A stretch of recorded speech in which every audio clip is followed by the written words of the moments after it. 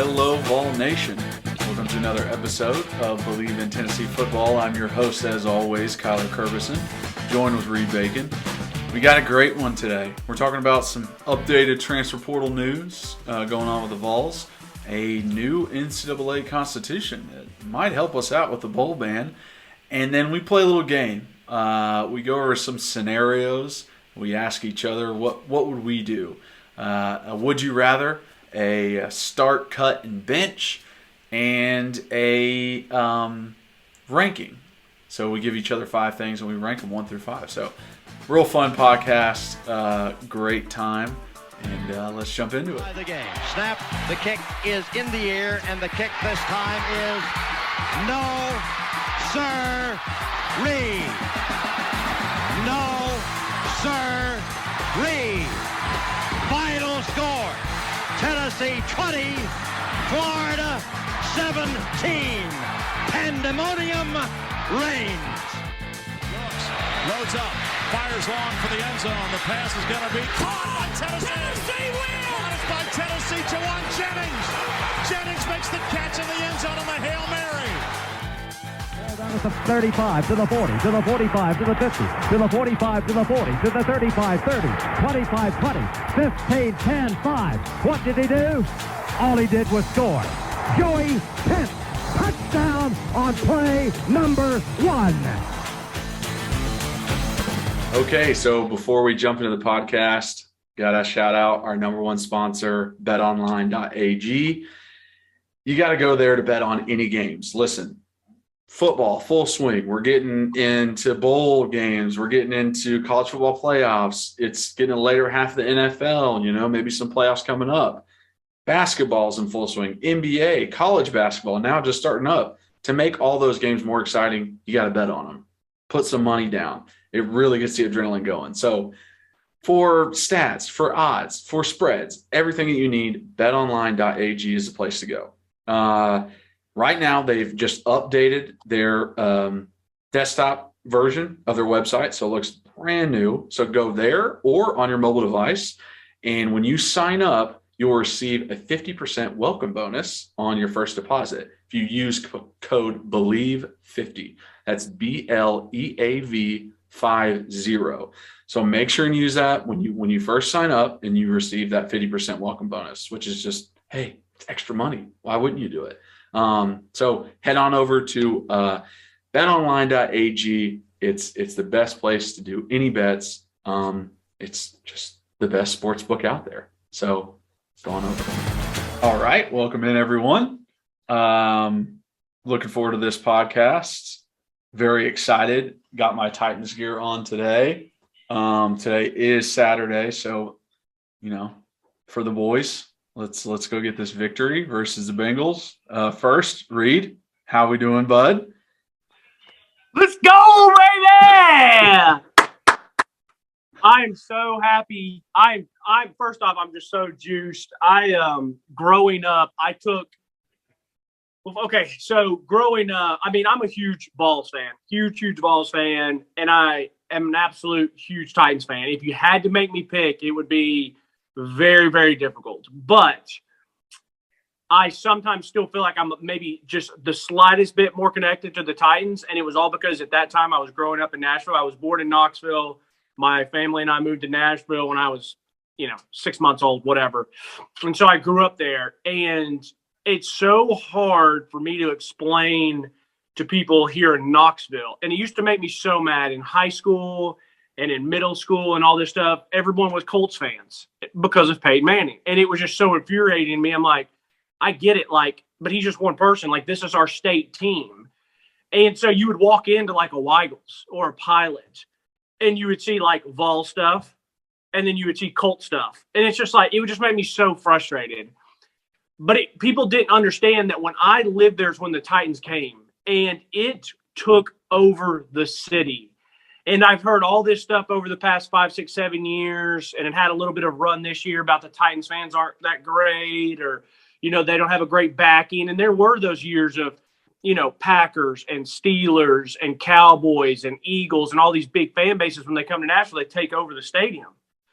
But I just want people to know that, when it started, it was the biggest deal in the world. When they came and they did a year's, the Oilers, then they came the Titans. Like every Sunday, the place was packed. The Delphia Coliseum was packed. It was always sold out. I think the Titans had the longest run in the NFL for being sold out. And so I say all that to say, when I was younger, I took every game to heart. Like, this is so embarrassing, but it is true. I remember I was in 7th grade at Sacred Heart, and I was watching. I still remember it. It was the Titans versus the Miami Dolphins, first game of the year. And we lost. And I started tearing up as a 7th grader. And it was just the first game of the year.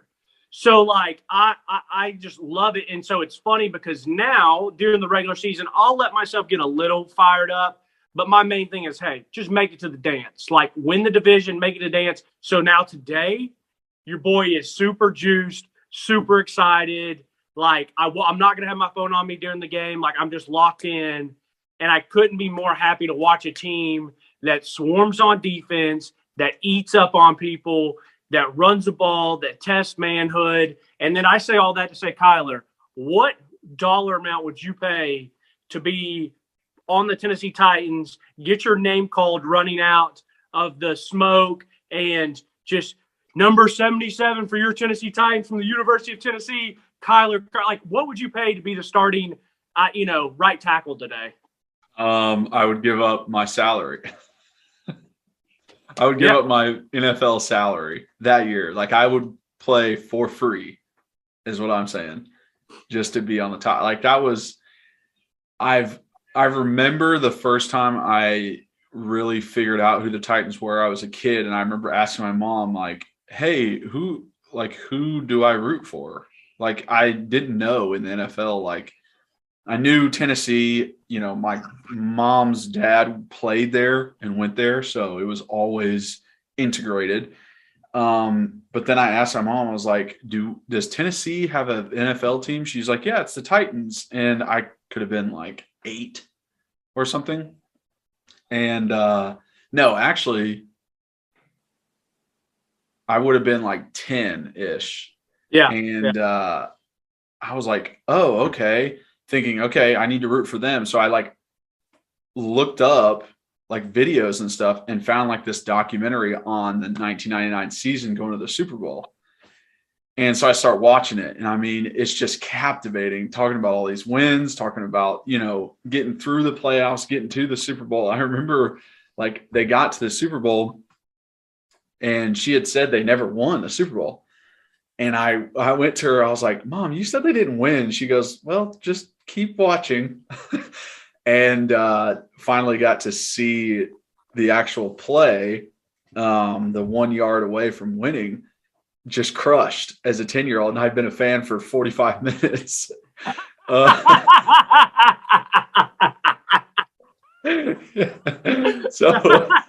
that was my introduction to Titans lore. And it has been an up and down roller coaster ever since. But people that don't know at home, when we were in high school, it was CJ 2K. I was just about to say, and it was Lindell White and the running back tandem. They had that handshake, and me and Reed adopted that. And every time we passed each other in the hallway, we did that bap bap double dap. Every time. Every single time. So it is. Oh, wait, what was it? They also did a bow. Yeah. I think at one point. So me and Reed have actually kind of started our relationship being Titans fans. I'm so happy you brought it up because I was going to say the same thing.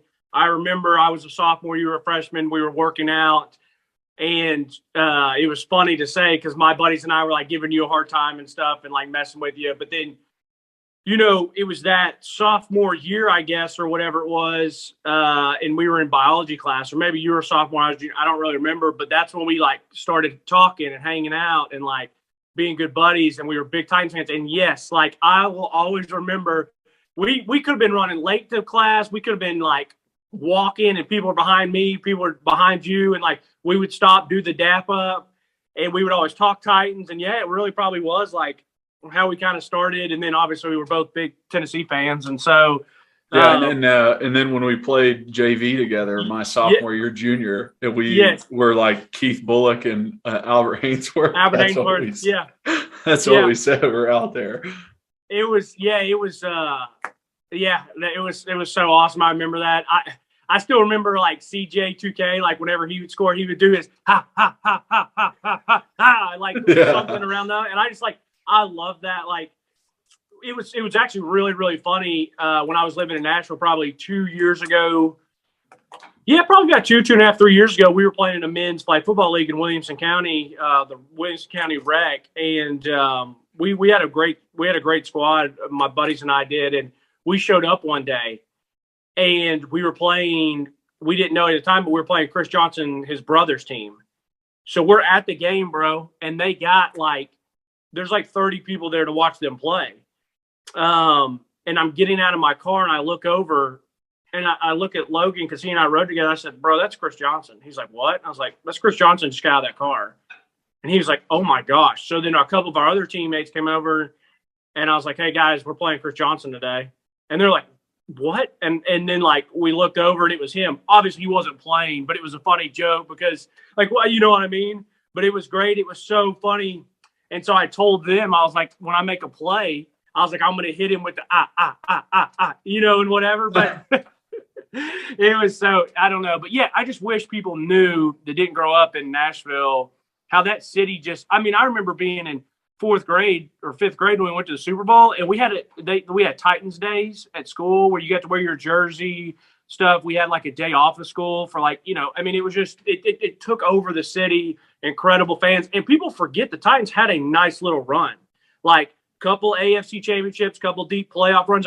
Really from when they started till about 5, 6, 7 years. We were consistently battling, for the 1 seed or for a playoff and then for the Super Bowl. And another fun fact to kind of turn this over, the score of the national championship game when Tennessee beat Florida State was 23-16. The Titans lost the Super Bowl to the Rams 23-16. Yeah. Yeah, it's right next to each other too. It was like karma. Yeah, at least we were on the right side of one of them. Exactly.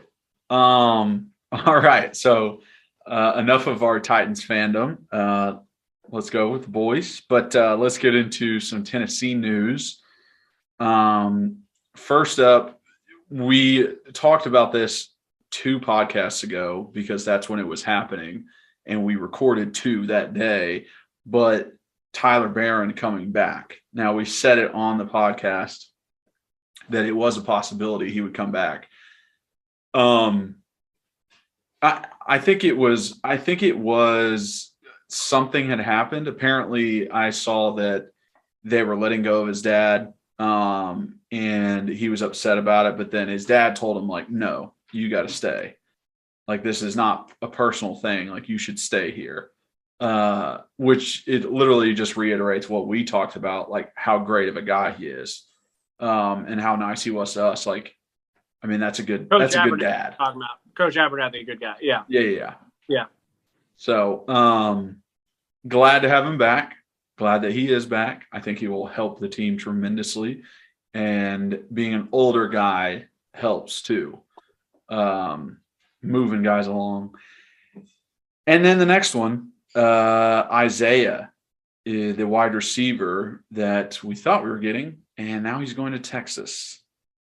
In my opinion, I don't think this is a smart idea for him. I think maybe he suspects he'll get more money in NIL stuff, in a bigger city, but he's not going to get more catches, more yards. He's not going to be in a better offense. I know Sarkisian did amazing things at Alabama and all that kind of stuff, but what Josh Heupel was able to do with what everyone assumed was nobody, it kind of speaks for itself.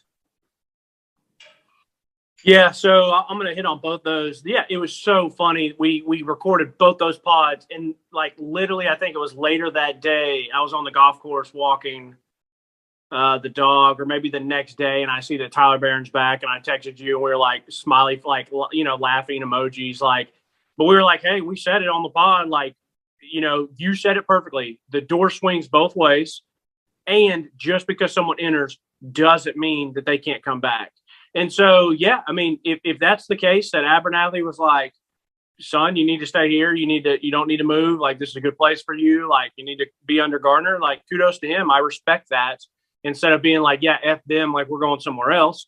It also could have been the fact that they did want to try to get money, and they said, hey, we'll throw you a bone here. We'll give you some money to stay here. I said it wasn't a huge loss. So, but like, I'm happy that he's back. Like, I mean, as long as you can keep some of your better players, that's always a good thing. I just wasn't going to be like heartbroken over it. Same thing with this wide receiver, man. Vol Twitter just cracks me up. Like, this guy commits and everyone's like immediately like Hooker and Tillman and this guy and Jabari Small. It's like, watch out, and then like he gets like a gajillion retweets. It's like, what? Like, like, okay. And then like, it's funny because he's committed and like, okay, great. He's committed. That's awesome. And then it's like, he's still taking visits. I'm like, it's a little sketchy. Like, all right, are you just doing the thing that you and I've talked about before, like commit somewhere and you're not going to go to a Stanford, or you're not going to go to an Oregon, but you at least want to just take a cool visit and just see what it's like. But then, like, I guess he is a Texas kid. So it's like he ends up at Texas, and like, I don't really care because he is a receiver. Like, I feel great about our receivers next year. Now, I mean, you've talked about it, though, like skill positions you can get anybody in to a skill position. Like, most important, right. The hardest hits are the linemen. Right. And that's what I was going to say. Once again, I'll repeat it again. I know they're getting tired of hearing it, but if it had been a outside linebacker, edge rusher, inside backer, a D lineman, offensive lineman, then yeah, I'd been like, well, that stinks. Like, but unless this guy ends up as like a top 20 or first round draft pick, or like he's like somehow, in New York for like the Heisman because he's like the next Devontae Smith, then like, yeah, I would be bummed, but like that ain't gonna happen. And like the thing is, like, have fun at Texas, like have fun losing to Kansas. It's so funny because Texas does everything they can to win. Like I respect them. Like, I mean, they're given if you're a scholarship lineman, you get a $50,000 salary. Like, they're going to do those boosters and that oil money and all that Texas money. They're going to do everything they can to win, and it's just going to be that much more like funny. I feel bad for my buddy Bailey, but like, it's still going to be that much more funny when they don't end up ever competing at the level that they think they should be. So, is what it is. Unless he's great in a couple of years, I'm not going to care about it. Yeah, I completely agree. I think Texas and Oklahoma both have quite the awakening. Road ahead. Quite a smack in the face coming when they come to the SEC and understand how we play football. I'm like, dude, I don't know if you guys get this. Like, you don't get it. Like, you've never had to experience what this is like. I mean, we've had the past three national champions are all from the SEC, and they're all three different teams. Let me ask you this. I got two questions for you as we're still talking about the transfer portal. What did you think about Harrison Bailey ending up at UNLV? And then what do you think about, are you nervous or worried that Tennessee might not be doing more in the transfer portal, or that like we're not doing as much NIL? Like I had some buddies, it was very funny. We were on Xbox Live and I had a buddy that was like, Texas is out there, got BP and like Exxon or whoever, and we got moonshine cookies. Yeah, I mean, that is a disadvantage that we have for sure. There are a lot more wealthy people in Texas that are willing to go with the Longhorns. But I think it's very much on your own as a player. I think you can only do so much as a program where it's like, hey, I'm going to get you connected with this person or that person, or like, but these players, we said it when NIL first happened, but like they are in a whole different world. They have to continually promote themselves and make themselves relevant. I struggle with it now on social media, just trying to like make this podcast relevant, make it to where people would, think I'm funny or want to follow me or anything like that. And these kids have to do it while also playing football, while also going to school, and make it to where people want to buy things because they have them. That is the most important part of it. Companies that are outside of your boosters will not touch you unless you can bring something to them. Hell, even boosters aren't going to touch a random offensive, a random center on the team when they can get the quarterback. And the quarterback is what makes their business grow. I'm just saying, a lot of these giants that might be in Texas or in Tennessee that run a very successful business know I'm not going to waste my damn time on someone who's not going to get things from me. Even though they are huge fans of the college, they're not going to waste their time on dudes. So as a player, you got to step your shit up. Like, you have to. You have to be the most popular person that you can so that companies like this will come to you. So I think a lot of it is pushed onto the players, so it doesn't worry me as much. Like being in California, being in New York, being in a big city doesn't necessarily worries me as much. And then what was the first question you asked? I can't even remember. Harrison Bailey, UNLV. Oh, yeah. Okay. Hey, more power to him, bud. There's a reason that you didn't get a chance to play here. I think Jeremy Pruitt ruined that. I definitely think that you could have been better than Garantano. I think everyone could have. You could have put freaking Cade Mays out there. He would have completed more passes. But you weren't going to – I just don't know if you would outperform Hendon this year. It didn't really look like it, with us watching practice. Also with, how the season played out. So, hey, I hope you do great. I hope it's an awesome time for you. I hope you get a lot of NIL money and play a lot of good football. But like you said, when he transferred, you don't see this guy winning a Heisman. You don't see this guy being, offensive player of the year. You don't see this guy being a first-round quarterback. So if that's that would be the only scenario where I would be upset that it happened. But I just really don't see it. I will be slightly intrigued to watch it because of how other people looked at him, like other fans, like were so pumped, and you were supposed, you would think coming from Georgia, 4-star on some, 5-star on others, put up numbers, I guess came from a decent, pretty good program. And for me, it was like he came to Tennessee, and it was like, what did all these other colleges see that he didn't get a chance at anywhere besides UNLV? Was it they did like him, but they liked their other guys better? Did they not like him? JT Shroud ended up at Colorado. I would assume Colorado is a better program than UNLV.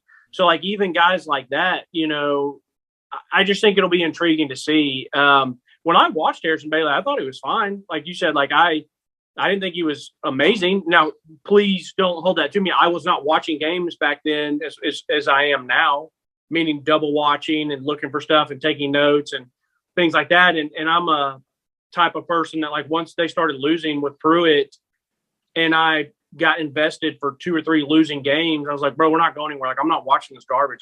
I'm physically not going to sit there and just watch something that's garbage and just pisses me off. I'm just not going to do it. So I just wouldn't watch them. I would obviously check the score and stuff, but I'm just not going to put myself through that. So I'll be intrigued. I'll just be intrigued, see what happens. I'm more intrigued to see what happens with him than I was with Caden Salter and how he does at Liberty. And he's got a much better chance to be successful because of that division of football and because of Hugh Freeze. So I don't know. I just thought it was weird. But the other thing is too, it's so funny. I think about that all the time. And I don't know if it's because we're a little bit older or that's just not even really our personalities, but just these people, and they do really good accounts on Vol Twitter, all these different accounts on there, and they say funny stuff. Sometimes it's just generic, and I'm like, how the hell did that get so many likes? But then again, I'm also not, 21 to 25 years old anymore. So I think a lot of them are college kids running them and stuff like that. And they have good followings, but yeah, I want to do better just for this podcast alone, but I don't care about that. And I tie that in to say, for kids, you either better be a really good player, you got to be a dog and you're going to have a chance, or you just need to be like a character. Like you got to be like, like the fat offensive lineman that's not ever going to play, but he's funny. And there's a video of him dancing or like doing, like impersonations, just something like that, kind of like a barstool gag type thing. Like those are the two ways, you either got to become like somewhat of a little small town celebrity, or you better just be a really good player. So if you really want like the big deals, and the thing, what I'm interested to see, and this last thing I'll say on the NIL stuff, and I said it before, I'm going to be really interested to see these schools and these programs and these boosters giving money out to recruits and to kids. And then when they don't pan out, how's that going to affect the future ones? So like, they, Reed Bacon from Knoxville Catholic comes out, big, if he's a big recruit, they pay me a bunch of money and then I go and fall on my face. Well, how does that affect the Kyler Kerbersons of the world? Or, you know what I mean? Just like, and I was using our names as an example. I was not highly recruited. I was just using our names as an example for easy. It's like that Ohio State quarterback. Tate Martell. I read that article recently. Well, not even that one. Yes, Tate Martell, but is it Ewers? Oh yeah, Quinn Ewers. He's Quinn Ewers. He got $1 million as soon as he got on campus. And now he's back at Texas. Yeah, and he's probably getting more money from Texas. Like if I'm a booster, if I'm the guy who gave him $1 million, I'm like, I don't need to do that anymore. Like these kids can transfer whenever they want, and they'll just take my money. I'm holding it. I'm going to make sure this guy is going to be the starter or whatever. Yeah. So, I would be retroactive. If I was a big time money booster and I wanted to help my program, I'd be like, you come here and you produce and you'll see money before you make it to the NFL. Or if you're just a hometown hero and don't even get a chance. For me, like I got a bunch of money, who's getting a bunch of money this year? For me, Matthew Butler. And I'm going to make it known. I'm like, this dude came, he stayed, he balled out. I'm about to give him life-changing money before he even tries the NFL. And if he doesn't make it in the NFL, I've still somewhat changed his life. Like, come to Tennessee, that's what you got a chance to do. When you think about it, guys that, I don't know, maybe even guys that are on the fringe of making the NFL and setting them up and giving them money would be even more important when you really think about it than the 5-star who always started, who always was good, and then went to the NFL and is good in the NFL and all that kind of stuff. It's like, that's an anomaly. Guys aren't like that. I'm going to pay you for what you did, not what you could do. Yeah, exactly. So almost like a reward for being loyal and a good guy or good player at Tennessee. Correct. Yeah, correct. I like that. And then last thing, updated wise, so just saw that the NCAA put in a new constitution.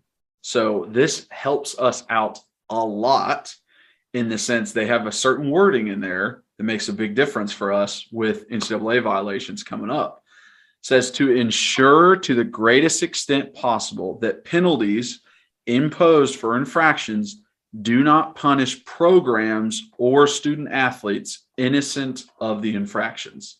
Love that. Huge. Absolutely love that. And that's how it should be. Exactly. It punishes the coaches that didn't do what they were supposed to do and has nothing to do with the program, unless the program is in on it, the program is offering stuff, the program is using employees with the head coach, like they know about it, then it's an issue, then the program gets penalized. So this right here in that new, NCAA constitution almost guarantees not like us not getting a bowl ban, like us just being okay. We fired the coach. It was all under him, had nothing to do with us. We don't even have the same AD anymore. None of the athletes that, were here then are here anymore. Like that kind of stuff where hopefully this leaves us, high and dry. Right. Yeah. Yeah. Yeah. That'd be great. And I think that's the way it should be done. You should go out now. If the coach is still employed, if something happens and a coach is still employed, then you should hurt him. But like when Pete Carroll did all that stuff out of USC and then he's gone, he flees to the NFL. A bunch of his players flee the NFL, and then you got guys coming in and they're like having to take the punishment for something someone else did. Like, no, like you got to try to find other ways to do it. So, yeah, you know, exactly. I mean, every school that has gotten one of those bowl bans, you know, a USC, a Penn State, it's just like it doesn't help anything. It just hurts guys that had nothing to do with it. Yeah. All right, so you I can love introduce this. these games? I absolutely love it. But okay, so came up with a little game that I kind of saw on another podcast that I thought would be fun between us. So I asked Reed to come up with his 3, and I have my 3. So one of them is going to be a would you rather. So a scenario that has to do with football, with fandom of us, Tennessee, college football, a would you rather scenario. Number 2, a marry F kill. So most people know what that game is. I'm going to try and just say F the entire time because my dad has been getting on to me for cursing on the podcast. So marry F kill. So with 3 people, individuals. And then the last one, a ranking of 1 through 5. So just giving 5 different things, could be any category, and asking the opposite person to rank them. And also answer your own questions. So I have like my quote unquote answers to these questions that I'm giving you. But I really formed them around how I thought would make it the most difficult for you. So I'm very excited to get into this. Do you want to start with the would you rather? Yeah, absolutely. So Kyler called me about this, and I was working out, and he said, hey, would you want to do this? And I was like, yeah. And then in about 40 seconds, I had all 3 of mine that I was going to ask you. So I've had to hold these for a couple of days. All right, this is going to be great because I don't care if no one ever watched this episode, I would still be interested to see what you said on this. Okay. So Kyler, would you rather have the career that you had at the University of Tennessee, or would you have rather, looking back on it now, had gone to Alabama, won a couple natties, played well there, you got all SEC just like you had all SEC here, all that, but you won a national championship or 2, and since you went to Bama, you are playing in the NFL right now. You are still how long have you been removed now? So 5 years, 5 seasons. This is the 5th season, I think. Yeah. So because you had your time in the NFL and CFL. So it's 16, 17, 18, 19, 20. This would be the 6th season. Okay. So we'll say right now you're in the midst of your 6th or 7th year NFL career. What would you rather? You're a real asshole for asking me on a Tennessee podcast. I know. You know, if you would have stopped at, you didn't make it to the NFL, you just won national championships at Alabama. That's easy. You would have picked Tennessee still. I know. Yeah, definitely. The NFL part is what gets me because selfishly, I would love to keep playing football and have that kind of generational money to support my family. Man.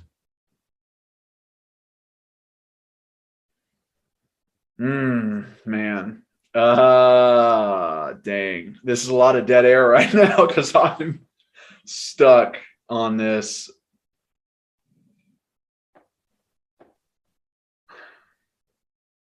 You know what?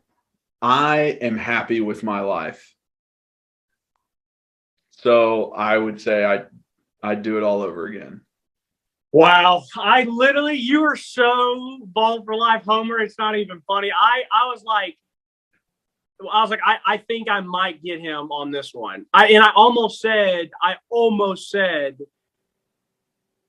Bama national championship in the NFL, playing for the Titans now. Like, not mean you've been with the Titans the whole time, but at least you've been there for the past year or 2. And I almost threw that one in there, but I didn't do that to you. Yeah, I think I would have leaned toward Bama then. Yeah, yeah. Wow, Because I would still not feel like, hey, I came back to Tennessee yeah. and did something for the state if I was on the Titans. So that does change it a little bit. But What a I don't know, Bama. man. I know what I had to go through, and there are times that I look back on my NFL career where I know that I didn't do every single thing possible to keep that career. And it You're is saying you something that I did, have to like look in the mirror and be like, hey, like you didn't do every single thing you possibly could. Like you were lazy one off day and watched Netflix instead of spending more time watching film or something like that. And it's, that happens to everybody. There's times when you don't really want to work. You want to take a break. So I know that I had those moments, and it's opened my eyes to who I am today, kind of formed who I am today, because I understand the work that has to go into things. And like, I'm even like getting hot thinking about this right now, because it's very like a real thing that, I didn't make it. I wish I did. I, wish I could go back and kind of change some of the things that I did do, and look at things more importantly than I did back then. But like I said, I'm very happy with my life. I'm happy that, I got a great friend like you. I get to do this podcast. I'm happy I have an amazing wife, and we've been married for, 5.5 years. And some of that stuff is lost if I go to Alabama, if I, go to the NFL. Like, I don't know if I continue a relationship with my now wife. I don't know if I still have a relationship with you. It's, certain things are lost when that happens. So that is the reason why I think I'm going to stay with the Vols. Well, first off, don't get it twisted. If you'd gone to Bama, I still would have been your biggest supporter. And if you were in the NFL, we would still be best friends, because your boy would probably be living with you somewhere and just freaking living off the crumbs. You're gonna be wearing crimson? Yes, I would absolutely be wearing crimson for you. Just like if our buddy Tyler Williamson went to Alabama, I would have been supporting him down there. Like, yeah. Or if Logan would have gone to, I would have definitely been supporting. I would have still been a Vol fan. But okay, you have a would you rather for me? Yes. So I tried to pick out guys I thought were on the same plane with this, that you would struggle with. So if a Tennessee team that is average of average, they're a 6-6 team. When you look at them, an average coach, everything is average about them. So this is like an even trade. Would you rather have the Iceman, Mr. Clausen, at peak Clausen-esque for 4 years, or Eric Berry, the best safety we've had for 4 years? Which one would you pick? Which one would you rather have? And what do you think would make a bigger difference for a team? Because Clausen is he's the most winningest quarterback in Tennessee history. He has a 14-1 record on the road versus SEC opponents. He, beat Florida down in Gainesville for the first time in 30 years. That's that guy. But there's also Eric Berry, and the amount of things he was able to do. He won the Thorpe Award and was an All-American on a 5-7 team. He made plays constantly. He was a good return man. He caused turnovers all the time and changed games. He was with them when they went to 2 SEC championships. So, all that to say, would you rather have Iceman or Mr. Berry? Well, I'm a little confused by this. If we're 6-6 or all very average, or am I adding one of these people and trying to change it? Yes, you're adding one of these people, because I didn't want to say like, I mean, you could just say right now. If you said right now, then you'd be like, well, probably Clausen because we're an offensive-minded. Wrong. No, wrong, because that's what I was going to say. If it was now, I'd take Eric Berry. because even though I love Casey Clausen, like the quarterback play in that time was so different. Now, if I got Casey Clausen growing up now in this era, then I would take him because he'd probably be a dog at quarterback. But like back then, like we still didn't throw it as much. It was still I formation, run the ball, hit the like. I love Casey Clausen, but I actually disliked him so much when he was here, all because of his haircut. And I thought he was a loser, but he was a very good quarterback. But no, yeah, I mean, if you're saying going into next year's team and it's Casey Clausen when he played and Eric Berry when he played, I'm taking Eric Berry, no question, because it's like he was more relevant, closer to this time of football, and you could go put Eric Berry out there and he would change the game for us defensively. But if I could have Casey Clausen growing up in this era and like doing all that, then I would probably take Clausen because, yeah, a quarterback at Clausen's level growing up in this atmosphere of football with a hypo, he'd be a Heisman contender. Yeah, exactly. So, that's kind of where I was at. I was like, this is going to be hard to choose if it's just like very neutral. Who would make a bigger difference on the team? I almost went with Eric Berry and Peyton Manning, but I thought that'd be too lopsided. That it would be an easy pick to pick Peyton Manning. Right. So even though I like Eric Berry about 1,000 times more than Peyton. Yeah, I know you're a defensive guy. I should have. We'll wait for the next one because I have some other names in the next one too. All right, go ahead. All right, you want me to do Mary F. Kill first? Yeah, go ahead. All right, so Mary F. Kill. I'm hoping this is a tough one for you because I thought about it for a while. So your favorite corner that you've ever watched, he's a Titan, Cortland Finnegan. Yep. You got the next one up that we just mentioned, Eric Berry. And your favorite UT ball player, Al Wilson. So, well, technically, you're my favorite ball player ever. But yes, technically. See, I thought about putting myself on there, but I thought it'd be way too easy if I did that. Yeah. So no, you're my favorite ball ever. But yeah, Al Wilson. Al Wilson's my favorite football player. Cortland Finnegan's probably my second favorite football player ever.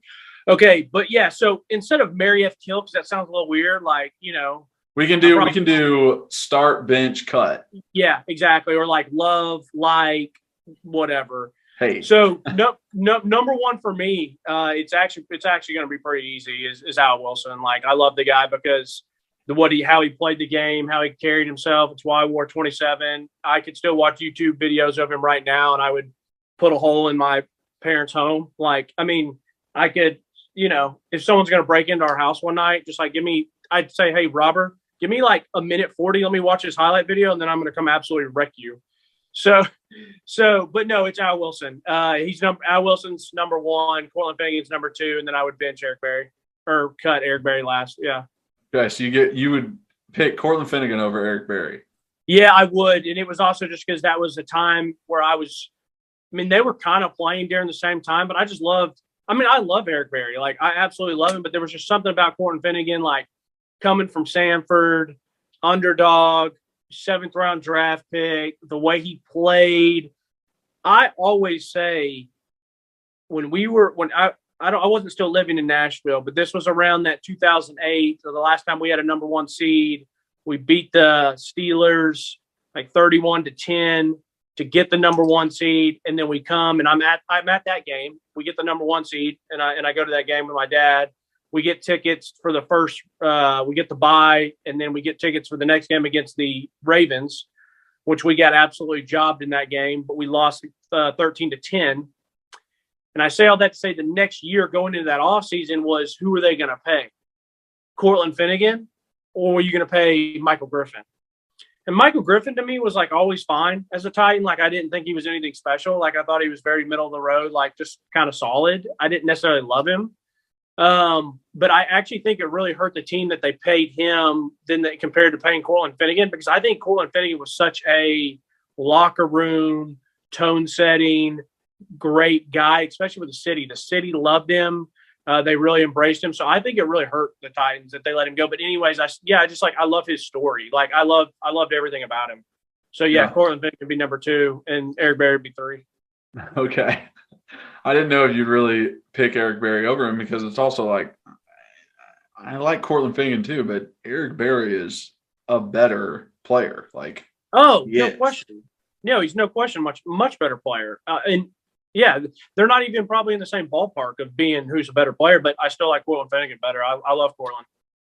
Yeah, I thought that might end up that way, but if I would have put myself in, then you would have probably cut Cortland Finnegan. Yes, correct. It would have been you, Al Wilson, and Cortland Finnegan got cut. Yeah, exactly. All right, hit me with yours.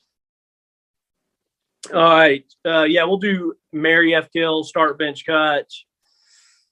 For mine would be your teammates. Okay. Your teammates. Making it hard on me. Oh yeah. All this was it was gonna be hard. Your teammates of Josh Dobbs. Your teammates of me. And who do I want to make your other third teammate? I got a good one.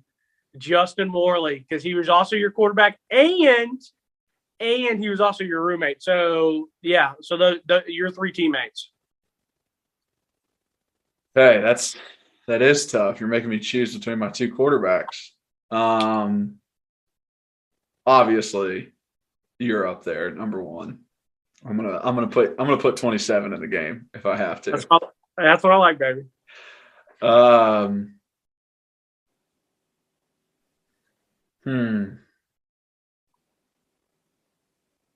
Now, don't get me wrong. When I played, Josh Dobbs was the exact quarterback that we needed to win those games. There was no one else that could have been there that would have fit that scheme for us. I mean, maybe a Lamar Jackson or someone like that, but right. He was the only one that was going to get us to where we needed to go. And I love him for that. But I have genuine love for Justin Worley. He is genuinely my friend. And I think, and a lot of people might not agree with this, but I think Worley never saw his full potential because of the circumstances around him. I actually agree. Because he was thrown in as a freshman and didn't get to redshirt after Bray got hurt, and then Sims was playing very badly, and we were a bad team. There was no reason to put him in. We weren't going to it shouldn't have happened. They put him in, burned his red shirt. I think that hurt him a lot. And then new coaching staff coming in really hurt Justin. Yep, I agree. Butch Jones' offense was not made for him at all. It did not fit what he did. But when he came in, our 2012 offense would have been perfect for Justin. We're throwing deep balls. It's drop back pass. We also run some powers and counters with it under center. Like, he is a prototypical drop back quarterback. He's got the arm to boot. It's just his circumstances that surrounded his career did not help, and him getting injured did not help. So I think I would have to kill/cut Dobbs, even though I love him. But so the thing is funny. I put Worley Dobbs. The funny thing is I put myself in there because I really couldn't think of another teammate. I would have liked to have thought of another teammate that made it really difficult, but I couldn't really think because I feel like you got along with all of your offensive line buddies, but I don't know necessarily like who was like your tightest of tight. And so really for me, the question was only about Dobbs and Worley. And because I just couldn't really think of another, necessarily another one. I thought about doing your offensive line coaches or coaches in general. I think that one would have been quite tough for you, maybe. I thought you were going to. I really did. Yeah, that's what I thought about, but I didn't necessarily want to do that one. I mean, you can if you want to run through those real quick. I mean, of who that would probably be on your offensive line coaches. Yeah, well, if it was offensive line coaches, I had the most time with Coach Mahoney. I had the most fun with Sam Pittman, and I had a very difficult time with Harry Heastand, so I would probably cut Heastand / kill if I had to. Now, choosing between the other two, I think I would go with Pittman as number one. And the only reason I say that is because as a coach, he seemed equipped to do everything he needed to do more than Coach Mahoney did. Now, loved Coach Mahoney. I thought he was great for us. Definitely helped like me push myself to where I could be. But Coach Pittman somehow has a very weird and strange way of just getting the best out of his guys, getting the best play that he possibly can by really believing in them and not tearing them down. And which is why I immediately, as soon as he got the head coaching job at Arkansas, was like, Arkansas is going to be very good because he has that stuff that people don't talk about as a head coach, where it's, the judge of character, the motivation, the, ability to rally guys. That's what a head coach needs to do, not X's and O's and all that kind of stuff. So I think he has that. So I'd probably put him first. Now I only had 2 coaches while I was there, head coaches. So it's going to go Butch and then Dooley in that order. But so that's pretty much it. Both of them are trash though, so we know that. Okay, you want to go? You tell me your last one. Okay, so rankings 1 through 5, and I did this all around Tennessee. I thought this would be fun for us both to have this discussion. So I picked 5 games that Tennessee had, 5 wins, and ranking them, most important, best ones, most fun to watch, however you want to do it, 1 through 5. Okay, so first game, 2016, ending the streak of losses to Florida in Neyland, checkered Neyland, wearing the gray jerseys. College game day is there. We're ranked highly. It's a comeback win. This is all that good stuff. This is number. What number is this? Number 1 or number 5? Well, no, I'm just naming them out. So I'm not picking 1 through 5 right now. I'm naming all 5, and then I want you to rank them 1 through 5. Okay. Of my opinion. Yes, your opinion. Okay. So ending the streak, 2016. Next one, overtime victory versus Kentucky in 2007. I think it went into triple overtime and had to I was there. Stop on a goal line to get to the SEC championship. The Florida win in 2004 with a Will Hoyt kick, 50-yarder to win that game. We eventually went on to go to the SEC championship, lose to Auburn. The comeback win versus Georgia, 2015, my senior year, our first win over one of the big 3 in, I think, 6 or 7 years. So very important, get the monkey off your back win. I was a part of it. We were down 24-3 at one point and came back and won 38-31. And then last, the 2001 late season victory over Florida. The game got pushed back because of the hurricane, or because of 9/11, got pushed back. So we played Florida at the end of the season. They're number 2. We're number 5.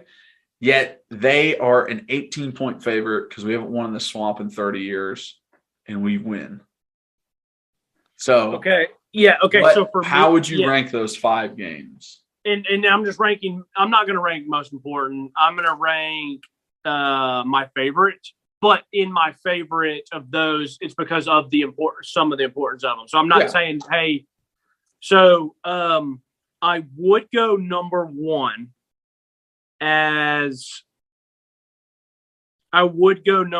Probably 2016 Florida, because of just ending the streak and busting that in the way we did. But I'm actually going to go 2015 Georgia.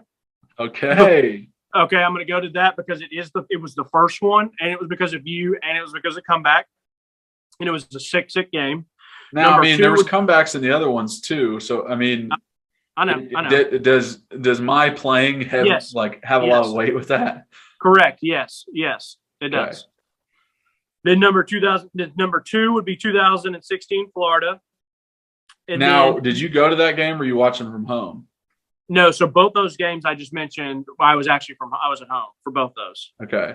And what was your emotions at the end of that Florida game? Because I was actually there in the stands, and it was just like relief. It was honestly just like relief, man. It was just relief. I remember Butch shouting you out after the game. He's like, "Kyler Kerberson's back. He's here. He's down in the locker room with the guys. He's crying." Like, I remember him saying that, like talking about just having some of the guys back that it meant so much to. Yeah, I mean, I immediately started crying in the stands.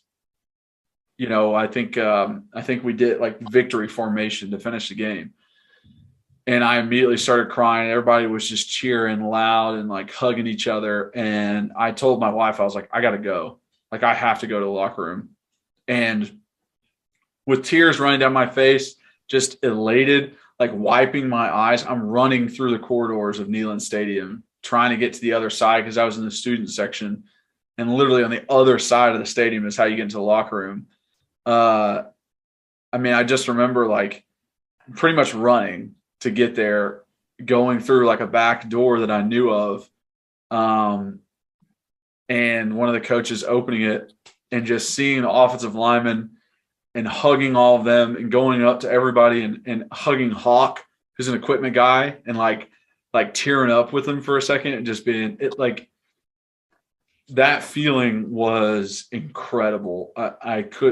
I was so happy that I got to be with my teammates really in that moment because they were my teammates the year before. It just sucks I wasn't able to be on the field during that, but that game was so important to me. It would have been, I mean, it would have just been absolutely amazing if you had been playing. It would have been so awesome. But yeah, so number 2, 2016 Florida. I'm going to go. I'm going to go 2004 Florida kick because I was there for that one. I was a little bit younger. I still vividly remember it, and it was amazing. But if I'd been a little bit older, maybe it would have been a little bit more. But like I said, I still remember it. I still love the story of him missing the kick, then coming back with the 54-yarder. We had great seats for that game too, so it was just a good time. I'm going to go overtime Kentucky 2007, and I almost surprised you and put that third because for whatever reason we happened to do it one year, and it was my dad, my uncle Lou, that my sister and I. And I was young, man, and we just said we're going to go up to the Kentucky home game or to the Kentucky away game, and it was just the four of us, and it was a really fun time and enjoyable. Well, then I think that was maybe like my sophomore year of high school, or maybe it was like my 8th grade year, and it was definitely high school. No, I'm saying right. I'm saying the first time I ever went, I think we did this. I was like in 8th grade. Okay. And then 2007 would have been like I was a sophomore, and we went back and we added to the group. Like my cousins went, and so it became a thing. And then so I remember that game, and it was amazing. And I was sitting with Lou, and it was awesome. And so I'll always remember that because of the family tie. And then we actually went back again, and we added our buddy Tyler, and Jack with my family again. So we kept adding to the group. And that game was a hell of a game too. That one was when I think we won in like double OT. So it was another overtime game. And we were actually on TV because I remember that was like our senior year in high school. And I remember Coach Meadows, who's our coach at Catholic, like said, "Hey, I saw you." He's like, "I saw you on TV after Tennessee won." He's like, "Why were you wearing eye black?" And so my eye black that I used for our high school season, where I would do my eye black before the football games, was just in my Yukon. The car I drove, we drove the Yukon up there. And so as a joke, I told Tyler and Jack, I was like, I'm going to put this. I was wearing I wasn't dressed up like a crazy outfit. I was wearing, I swear, probably like khakis and like a jacket and just a Tennessee sweatshirt. So it wasn't like I was like really getting in. So then it's just a random I had the comb over with a random thing, so that was funny. But yeah, so those Kentucky trips ended up great. It was funny. We actually came up there and we saw your redshirt year. That was the horrendous year where we lost when they had the quarterback at receiver. It was Mark, like Tyler and his dad went. It was, Lee and Liz, my sister, uncle, Jack, and we ran into you and Anthony. Yep. Yeah. So, but yeah, that Kentucky away trip was a really fun time for us for a lot of years. And then lastly, it was an amazing year. And it was an amazing game, and I still remember Travis Stevens busting it. But I was just so much younger then. So that's why it would be number 5 for me. Yeah, I am almost on par with you. I remember. Well, I would put 2015 Georgia number 1 because I played in that one, and It was a very big game for us. Especially close losses to Oklahoma and Arkansas, and just kind of getting that off of our back, and a close loss to Florida also. So just kind of turning the season and having that victory to finish. I would go 2016 Florida number 2 because of all the things I said, the crying, the emotions that went with it. I would go the overtime victory versus Kentucky in 2007. I remember watching that entire game. I remember watching the play when it happened, knowing that if we did win, I got the chance to go to the SEC championship. And I was actually there when we played LSU in 2007. And I would say the 2004 to 2007 was when I was the biggest Tennessee fan. And that one was incredible. I remember just running through the house with excitement, doing 50 push-ups in a row after they won, because that was Ray's way of motivating me to work out, I guess. It's why don't you use that energy for something important and do some push-ups? So, Oh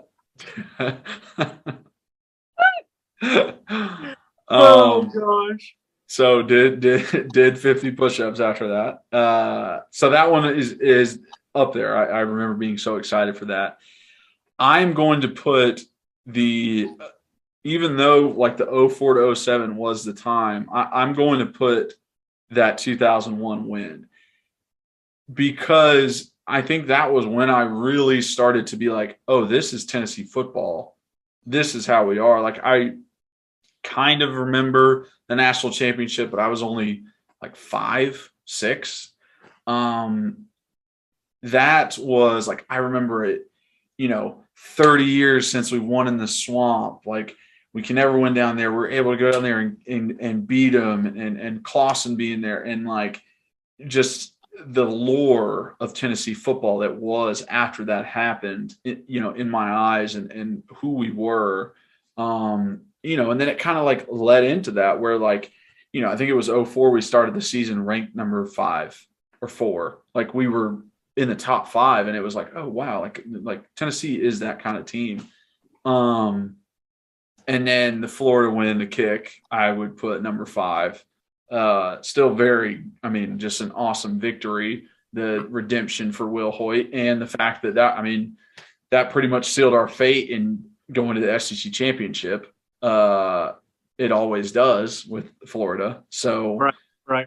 And those the 2001 and 2004 wins over Florida were so important because of how much Florida took away from us in the 90s.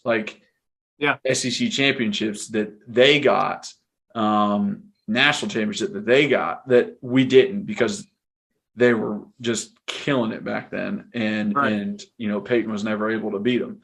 So that definitely felt good to be able to, get to the SEC championship because we beat them.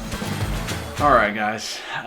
Really sorry, but we had some technical difficulties when Reed was about to go into his 1 through 5 ranking. The things he was going to give me, he wasn't even really prepared, so it's okay. But just wanted to say thank you so much. Wrap this podcast up. I appreciate you guys listening, watching. If you're on YouTube, please like, subscribe, notification bell, turn it all on. It really helps. The algorithm helps get us out there on your podcast platforms. If you're, listening on there, please follow, rate, review, all that good stuff. That helps. Follow us on social media at Kyler Kerberson, Facebook, Instagram, and Twitter. At rbacon26 on Twitter for Reed. At Believe in Tennessee for our main account. And if you want to reach out to us, bleavintennesseefootball@gmail.com. Also, 865-322-9232 is our number, so you can text or call that and ask us some questions. But again, thank you so much, and as always, go Vols.